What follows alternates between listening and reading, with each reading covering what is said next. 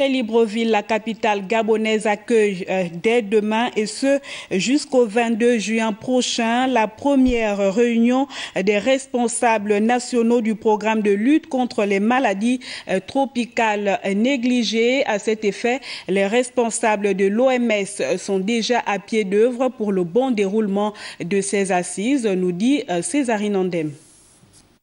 La lutte contre les maladies tropicales négligées, la chimiothérapie préventive et la prise en charge des cas dans la région africaine vont constituer la trame des échanges entre les experts de l'Organisation mondiale de la santé. Le but de ces réunions, c'est une revue à mi-parcours de la mise en œuvre du plan stratégique régional qui couvre la période 2014 à 2020. Donc à mi-parcours, nous voulons jeter un coup d'œil sur ce qui s'est passé depuis 2014 jusqu'à maintenant, en tirer les leçons.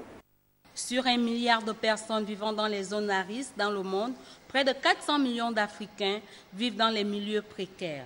Au Gabon, 3 cas de maladies négligées ont été détectés. Vous avez la lèpre qui est déjà éliminée comme problème de santé publique, mais on trouve encore des cas. Le problème pour la lèpre au Gabon, c'est que ce sont des cas qui sont dépistés un peu tardivement, au moment où ils ont déjà développé des infirmités avec des mutilations aux doigts.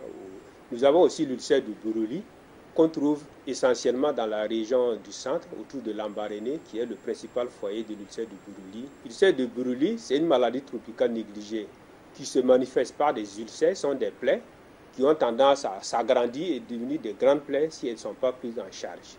Donc elles affectent surtout les enfants, dans des zones où on trouve des marécages, des eaux stagnantes. Vous avez autre maladie, c'est la maladie du sommeil, qu'on trouve aussi sur la région de l'estuaire.